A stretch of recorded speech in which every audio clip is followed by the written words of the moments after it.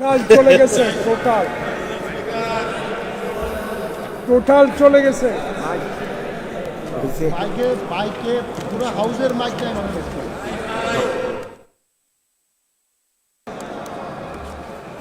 মাননীয় মন্ত্রী, আমার মাইকও বিভ্রাটের শিকার। আপনি তো মোটামুটি বলেছেন। এখন রাত 9:30 বাজে। আপনার কি কোনো কথা বাকি আছে এখন? আমার তো মনে হয় you have covered all the points.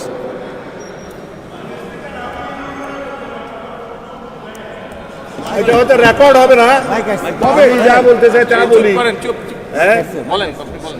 মানে স্পিকার আমরা আসছে, মানে স্পিকার শোনা যায়, শোনা যায় কিনা আমি জানি না। গেলে না যাক, মানে স্পিকার কোনো অসুবিধা নাই। মাননীয় মন্ত্রী শুনতে পাচ্ছি না আপনার কথা। 3-4 মিনিট অপেক্ষা করলে হয়তো এটা রেস্টোর করতে ঠিক আছে। মানে স্পিকার আপনি যখন রুলিং দিয়েছেন 4 মিনিটই বলবো। মানে স্পিকার সারাদিন বলে যে অনেকে সারা রাত রামায়ণ পড়ে সকালবেলা এখন আমাদেরকে, আমার মনে হয় সব পয়েন্টই আপনার বলা হয়েছে। এখন আমি কনক্লুড করি। আমি বলতেই পারলাম না, আপনি কেমন বলা হয়। আরে ভাই খালি গলায় বলতে। আচ্ছা ঠিক আছে, মানে আমাকে একটু ইন্টারফেয়ার না করলে আমি বলতে পারবো। গড়িটা এখন থেকে শুরু করবো। এখন 7 খণ্ড রামায়ণ পরে যদি সকালবেলা আমার বন্ধুরা বলে সেই অবস্থায় হয়ে যাচ্ছে। কোথায় জুলাই আদেশ আর কোথায় জুলাই সনদ? আমরা জাতিকে পরিষ্কার করতে চাই, জুলাই জাতীয় সনদ 2025 যেটা স্বাক্ষরিত হয়েছে, যেটা ঐতিহাসিকভাবে স্বাক্ষরিত হয়েছে, সকল বন্ধুরা স্বাক্ষর করেছেন, সেই স্বাক্ষর নোট অফ ডিসেন্ট সহ এনসিপি অবশ্য পরে করেছে, নির্বাচনে করেছে তো বটে, সেটা আমরা বাস্তবায়ন করতে চাই। যেটা বলছে যে জুলাই আদেশ, ইট ইজ নো অর্ডার, এটা লেজিসলেটিভ ফ্রড, এটা কালারেবল লেজিসলেশন, এটা ফ্রড অন দি কনস্টিটিউশন, সেটা কোনো অর্ডার নাই।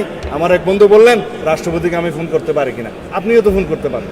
কে বলছে রাষ্ট্রপতির সাথে জনগণ কথা বলতে পারবে না? এটা তো এমন বিষয় না যে রাষ্ট্রপতির সাথে আমরা কথা বলতে পারবো না। দেশেরই তো রাষ্ট্রপতি, আপনারা তো তার কাছেই শপথ নিয়েছেন এক সময়, কেউ কেউ উপদেষ্টা হিসাবে। আমরা মাননীয় স্পিকার এখানে সংবিধান মেনে এসছি। জিজ্ঞেস করুন প্রত্যেকটা সদস্যকে, তারা যে ফর্মে শপথ নিয়েছে, এটা 148 অনুচ্ছেদ অনুসারে 3য় তফসিল অনুসারে ছাপানো শপথ। যার কাছে শপথ নিয়েছে সংবিধান অনুসারে, তার কাছে শপথ নেওয়ার কথা।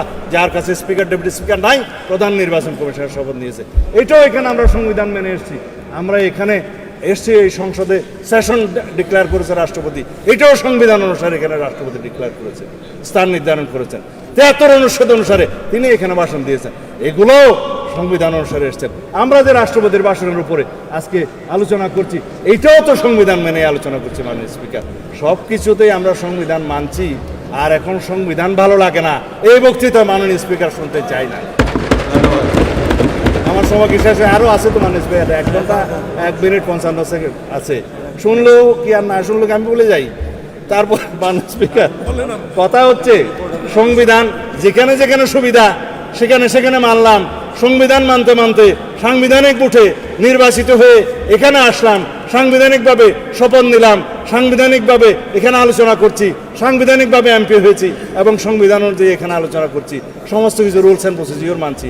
আর এখানে বলছে যে সংবিধান কি জনগণের অভিপ্রায়ের উপরে?